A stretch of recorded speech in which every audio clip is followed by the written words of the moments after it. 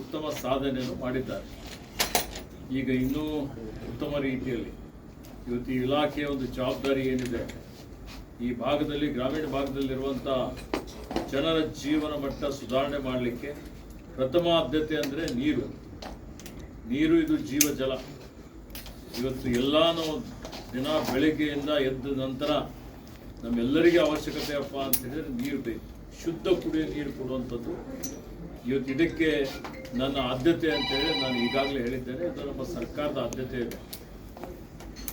ಪ್ರತಿಯೊಬ್ಬರಿಗೂ ಕನಿಷ್ಠ 100 litre per day 100 LPCD, ಗ್ರಾಮೀಣ ಭಾಗದಲ್ಲಿ 55 LPCD.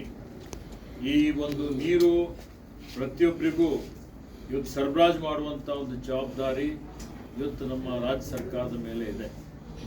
ಯಾವ ರೀತಿಯಲ್ಲಿ ರೋಟಿ ಕಪಡಾ ಮಕಾನ್ ಅಂತ ಹೇಳ್ತೀವಿ, ಇದು ಜನರ ಒಂದು ಅಪೇಕ್ಷೆ ಅಲ್ಲ, ಅವಶ್ಯಕತೆ.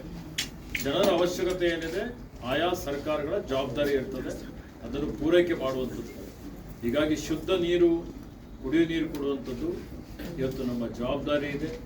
ಆ ನಿಟ್ಟಿನಲ್ಲಿ ಜಲ್ ಜೀವನ್ ಮಿಷನ್ ಇರ್ಬೋದು, ಜಲಧಾರೆ ಕಾರ್ಯಕ್ರಮ ಯೋಜನೆ ಇರ್ಬೋದು, ವರ್ಲ್ಡ್ ಬ್ಯಾಂಕ್ ಏಡೆಡ್ ಪ್ರಾಜೆಕ್ಟ್ಸ್ ಇರ್ಬೋದು, ಅಥವಾ ಈಗ ಏನು ಬೇಸಿಗೆಯಲ್ಲಿ ನಾವು ತುರ್ತು ಕುಡಿಯೋ ನೀರಿನ ಯೋಜನೆ ಮಾಡಲಿಕ್ಕೂ ಸಹಿತ ಸರ್ಕಾರ ಸುಮಾರು 110 ಕೋಟಿ ಅಲ್ವಾ 117 ಕೋಟಿ ರೂಪಾಯಿ ಈಗಾಗಲೇ ನಾವು ಬಿಡುಗಡೆಯನ್ನು ಮಾಡಿದ್ದೇವೆ.